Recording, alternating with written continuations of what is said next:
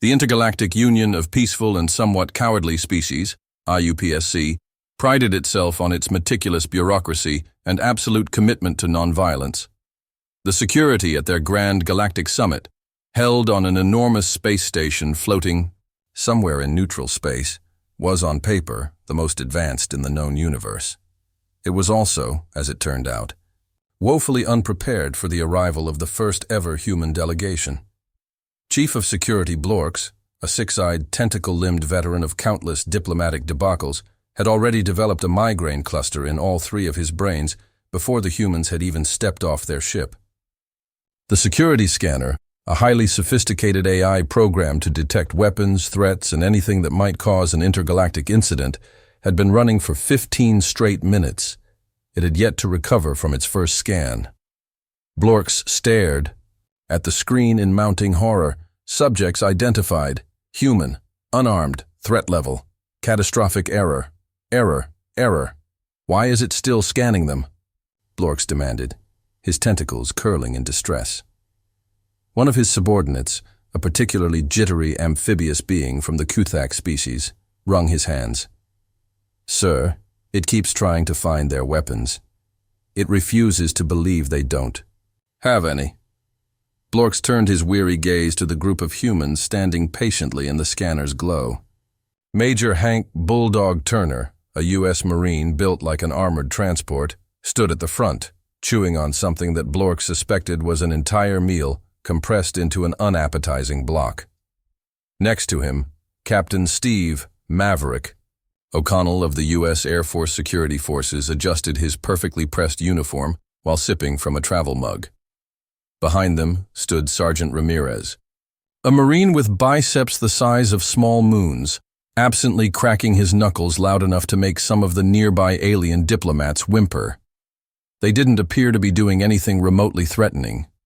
And yet, the security system refused to classify them as anything but a walking apocalyptic event.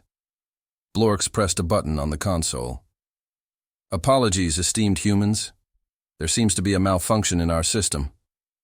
No worries, buddy, Major Turner said, his voice an easy drawl. We get that a lot. This was somehow the most terrifying response imaginable.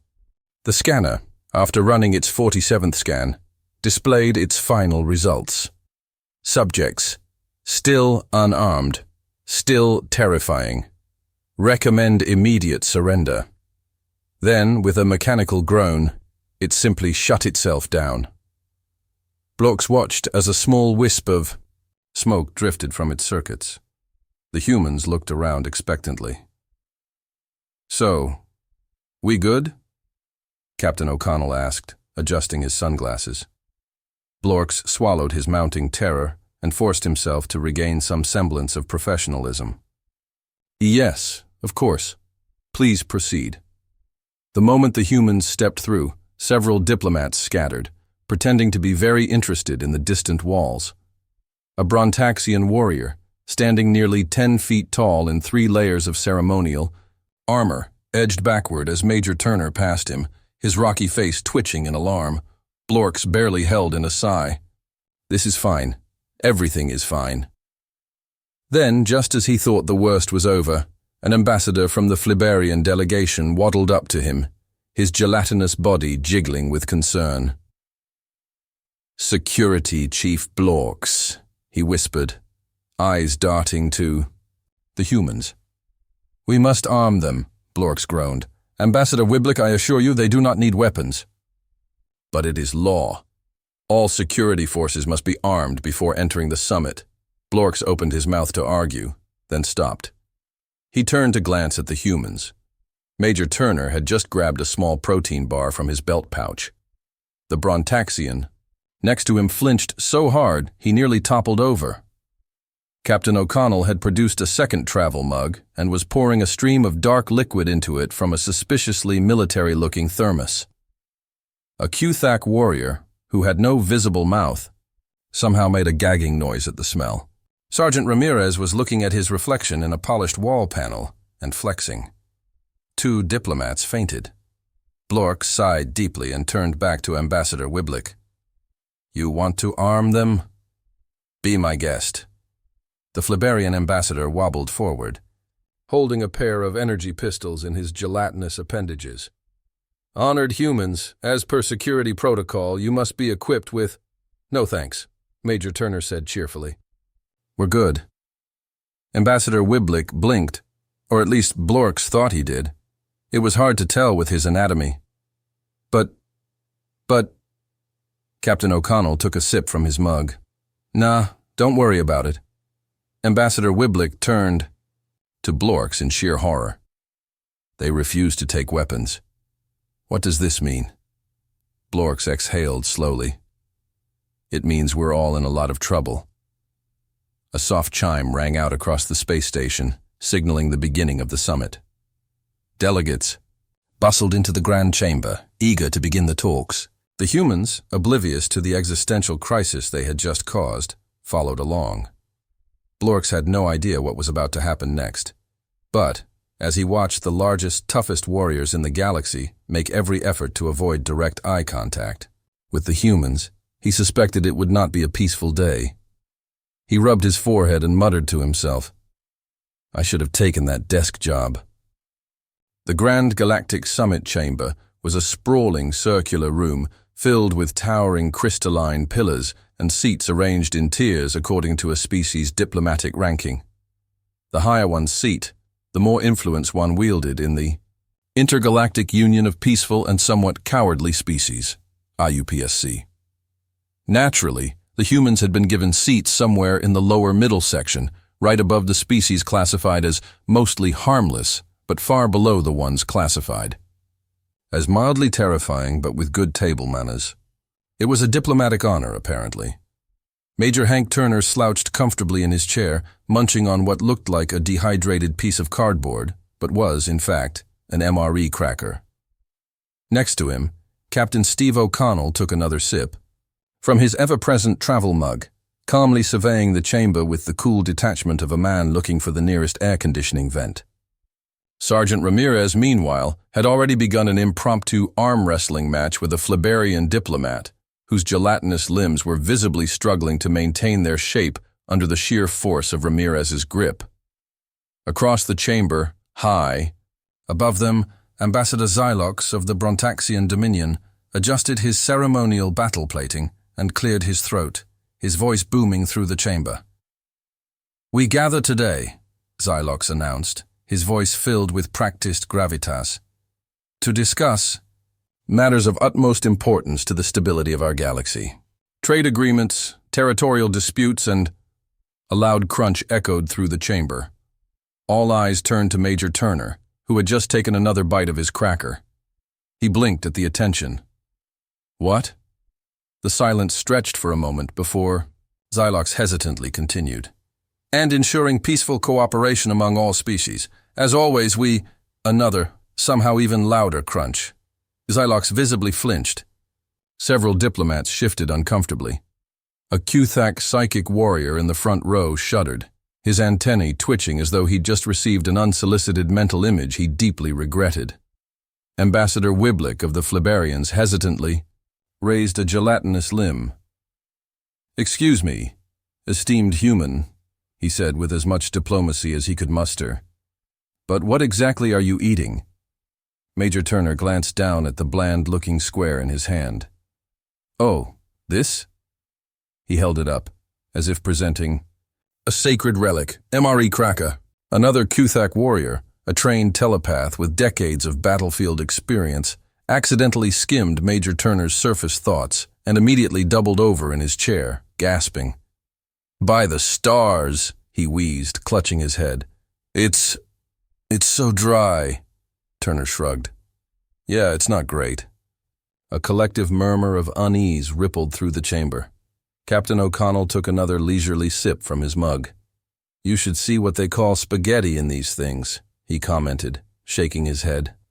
"That's a real war crime." The chamber, full of species who had dedicated their entire existences to diplomacy and de-escalation, had no idea how to process this information. The idea that humans voluntarily consumed something classified as a Class 4 desiccation hazard on the IUPSC food safety scale was deeply unsettling. But the summit was nothing if not a bureaucratic nightmare. And so, despite the rising tension, Ambassador Xylox cleared his throat and continued. As I was saying, that was when the explosion rocked the chamber. A section of the eastern wall blew inward in a burst of light and sound, sending shards of reinforced crystalline material scattering across the floor. Delegates screamed, alarms blared. Security officers scrambled in panic. From the dust and debris, a squad of armored figures emerged, their weapons gleaming under the chamber's lights. Their leader, a tall, cloaked figure with the unmistakable air of someone who had spent far too much time rehearsing their villainous monologue, stepped forward. At last, the figure declared. The time has come to— "Oh, come on," Major Turner groaned, stretching his arms behind his head. "We just sat down." The figure hesitated, momentarily thrown off by the lack of immediate panic from the humans. Recovering quickly, he raised his weapon and continued. "The Intergalactic Resistance claims this station in the name of—" "Wait. Hold up," O'Connell interrupted, squinting at them over the rim of his mug. "Who are you guys again?" The leader hesitated. "The Intergalactic Resistance." Turner exchanged a glance with Ramirez. "You ever hear of them?" Ramirez shook his head. "Nope." The cloaked figure bristled. "We are the most feared terrorist organization in the known galaxy." "That so?" Turner leaned forward, resting his elbows on his knees. "You got a flag?" The leader faltered. A flag?" "Yeah, a flag," O'Connell said, swirling his coffee.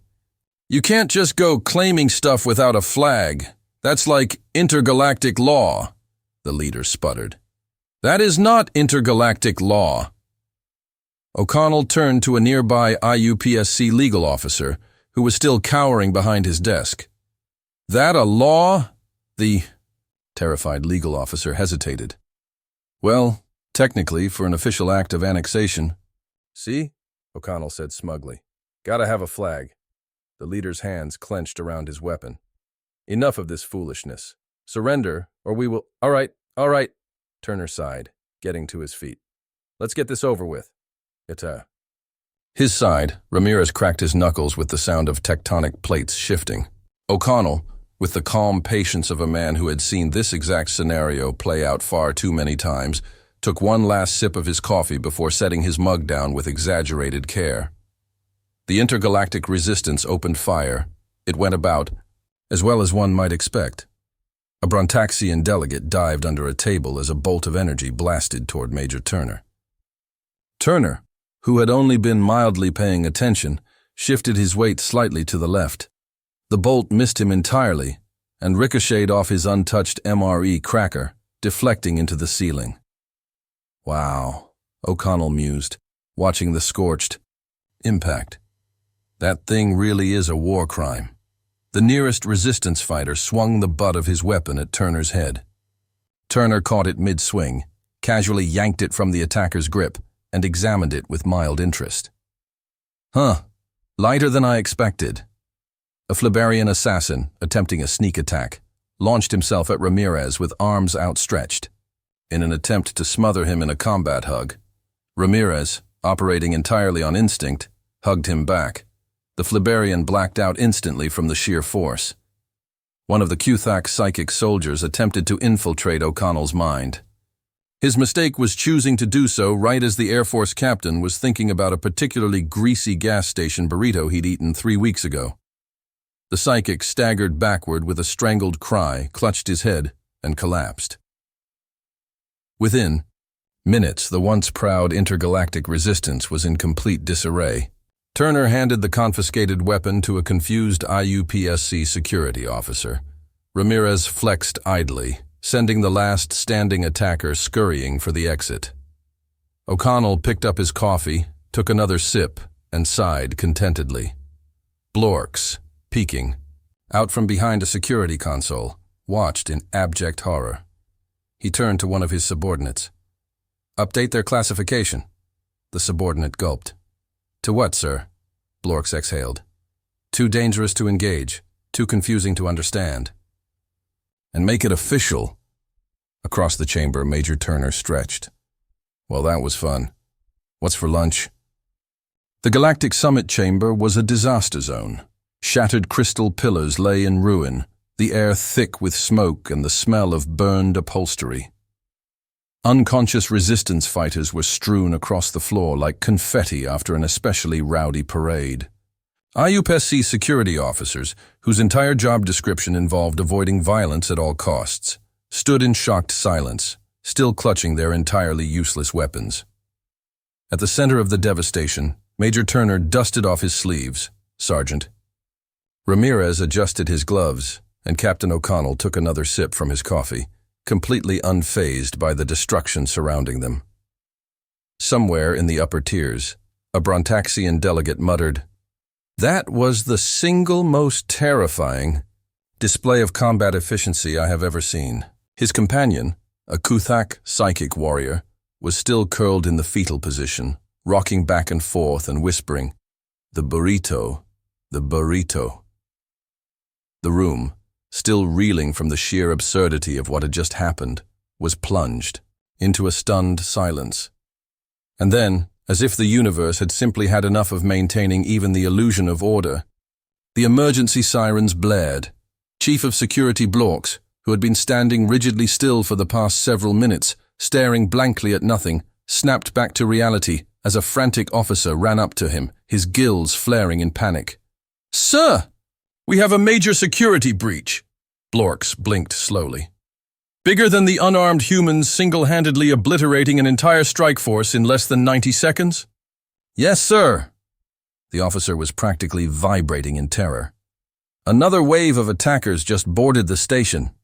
This time, it's an entire fleet." Blorks took a deep, shuddering breath.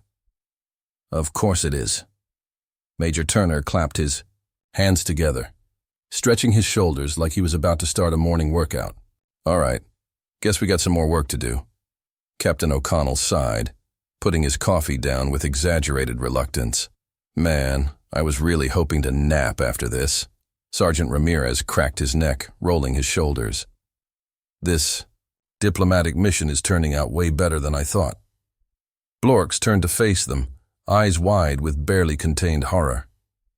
"You're not seriously suggesting that you, 3 individuals, are going to fight off an entire invading force?" Turner raised an eyebrow. "Why not?" "Because that's physically impossible." O'Connell shrugged. "I don't know, man. Seems to be working out so far." Blorks took a moment to reflect on his life choices. He thought about the job offer he had once received for a cushy desk position in the IUPSC Taxation Bureau. He thought about how he had turned it down because he wanted excitement. Blorks hated himself. Before he could voice another protest, the chamber's massive display screen flickered to life, revealing a menacing figure seated in the command throne of an enormous warship. The being was tall and encased in dark, ornate armor. A dramatic red cape draped over his shoulders. He radiated the energy of a man who had practiced his entrance in front of a mirror for at least 2 hours. "I am Lord Direxis of the Voidborn Legion," the figure declared, his voice echoing with an unnatural boom. "This station is now under my control. Surrender immediately or suffer the wrath of—" He paused. Turner waved cheerfully. "Hey, buddy." Lord Direxis squinted at the screen. Who are you?" O'Connell sighed. "Really? Another one?" "We're the Human Diplomatic Security Team," Turner said, crossing his arms. Direxis looked past them at the wreckage of the chamber, the scattered moaning remnants of his previously deployed strike force, the stunned silence of the other alien delegates, all of whom seemed to be absolutely, mind-shatteringly terrified. His posture shifted ever so slightly. "You're the ones who did this?" Sergeant Ramirez gave him a thumbs up. Direxis hesitated. "And you are unarmed?" Turner nodded. "Yep." There was a long pause. Direxis turned to his second-in-command, a pale, thin creature with large, bulbous eyes. The two exchanged a whispered conversation that was still being picked up by the open communications channel. "Are they serious?" Direxis hissed. "Yes, my lord," his officer whispered back. "They do not carry weapons." "That doesn't make sense. They defeated an entire strike team." "I know, my lord. They are clearly dangerous, Yes, my lord. And? They're just standing there. Yes, my lord. Direxis turned back to the screen, visibly unsettled but unwilling to lose face. No matter. My fleet has already surrounded your station. You have no chance of survival. We shall— Wait, O'Connell interrupted, raising a hand. Did you say fleet? Direxis hesitated. Yes. O'Connell turned to Ramirez. Man, they actually sent ships. Isn't that cute? Ramirez smirked. Adorable. Turner shook his head. You Voidborn guys always gotta do things the hard way. Direxis bristled. You dare mock the— Voidborn Legion. Turner ignored him. He turned to Blorks instead. Hey, you guys got escape pods on this thing? Blorks, too numb to question anything at this point, simply nodded. Turner cracked his knuckles. Great. You might want to have your people start using them. Direxis let out a laugh. Escape pods? You think your situation is that dire? You believe you can actually fight an entire— Turner, Ramirez, and O'Connell all started walking. Direxis hesitated mid-monologue. Where are you going? Turner glanced over his shoulder. Oh, we're just going to take a quick trip. Outside, Direxis frowned. Outside? Into space? Yep. Without ships? Uh-huh. Direxis stared at them. He turned to his second-in-command. They're joking, right? The officer, who had been monitoring various reports on human physiology and combat history, paled significantly. My lord, we need to leave, Direxis scoffed. What? They're walking outside. What could they possibly do? The video feed cut out. On board his command ship, an alarm blared. Red warning lights flashed across his displays. Alert. Unspecified. Biological entities detected on hull. Direxis's hands trembled as he turned to his bridge crew. What does that mean? One of his officers checked the external cameras. His face went ghostly pale.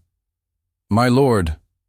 Direxis leaned in and saw 3 human figures casually strolling across the hull of his flagship, without spacesuits. Ramirez flexed.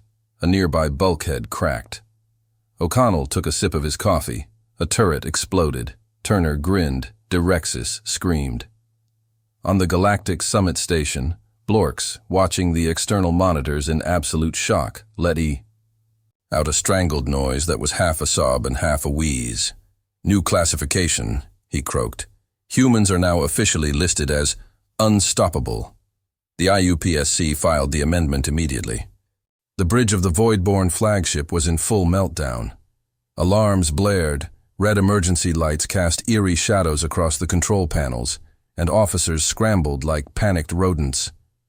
Lord Direxis gripped the arms of his command throne, eyes locked onto the external feed, where the impossible was unfolding before him.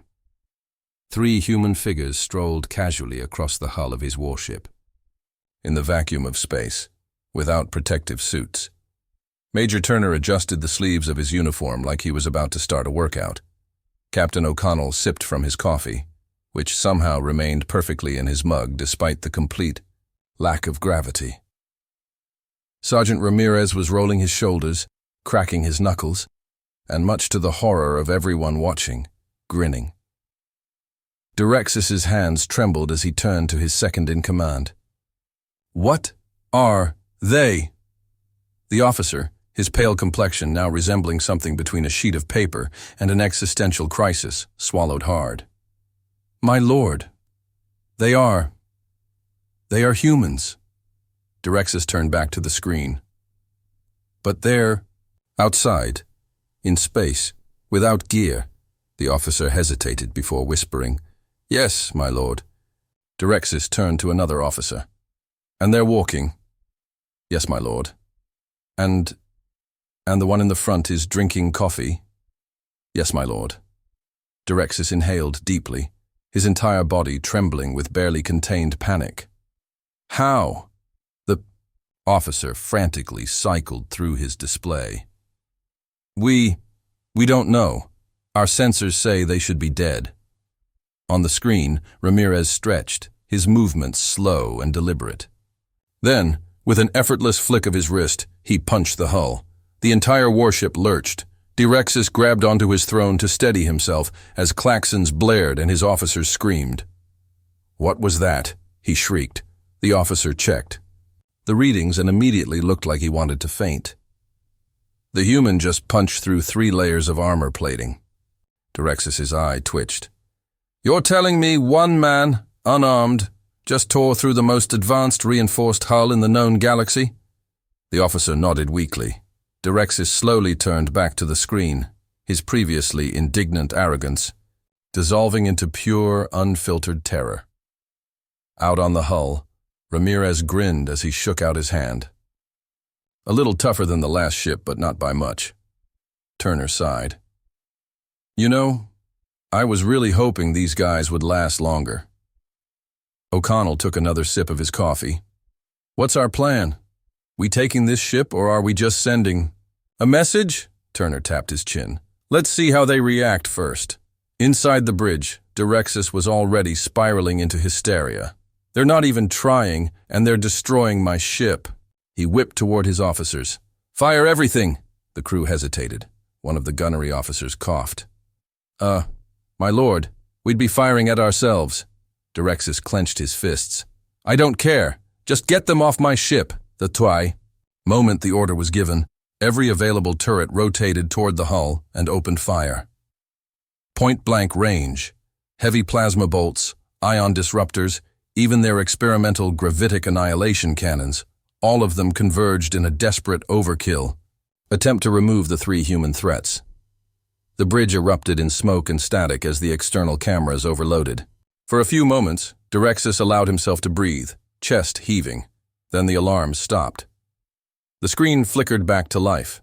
The humans were still there. Turner casually cracked his neck as if he'd just enjoyed a warm-up stretch.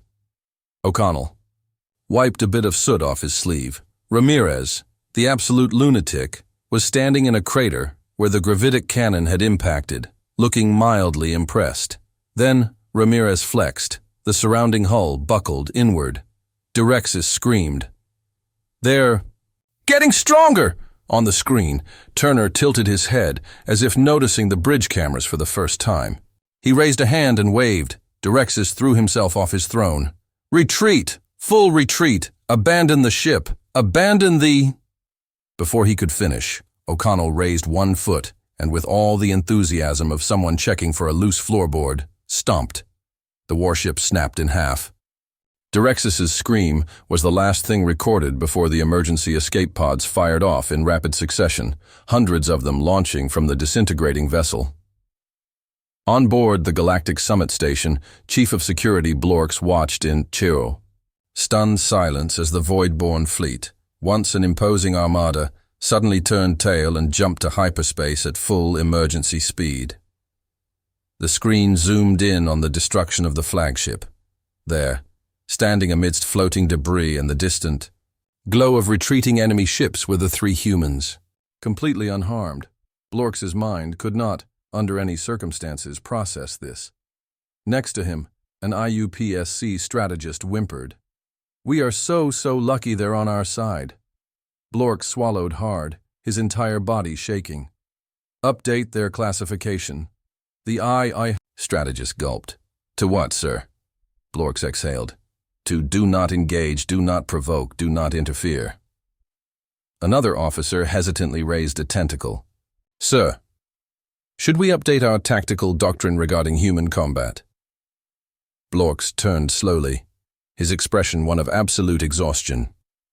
"Yes. Here's the new doctrine. If humans arrive, leave. If you can't leave, hide. If you can't, hide, pray." Back in space, Turner clapped his hands together. "Well, that was fun." Ramirez grinned. "Yeah, haven't had a good stretch like that in weeks." O'Connell yawned, retrieving his coffee cup from where it had somehow remained. Perfectly untouched during the entire ordeal. "Can we go back inside now? I think lunch is about to start." As the humans casually walked back toward the station, the entire IUPSC Council, the finest political minds in the galaxy, sat in stunned silence. Then, with slow, deliberate movements, they all reached for their datapads and began drafting a formal galactic policy. The document, which would later be ratified across the entire known universe, had only 3 laws. Humans are not to be provoked. Ever. If humans arrive unarmed, assume you've already lost. If you must fight a human, offer them coffee first. It's your only chance. The humans, unaware of the sheer existential crisis they had caused, strolled back into the summit chamber, completely at ease. Major Turner stretched his arms. All right, who's up for lunch? And with that, the most terrifying species in the galaxy sat down for sandwiches, completely oblivious to the legend they had just cemented.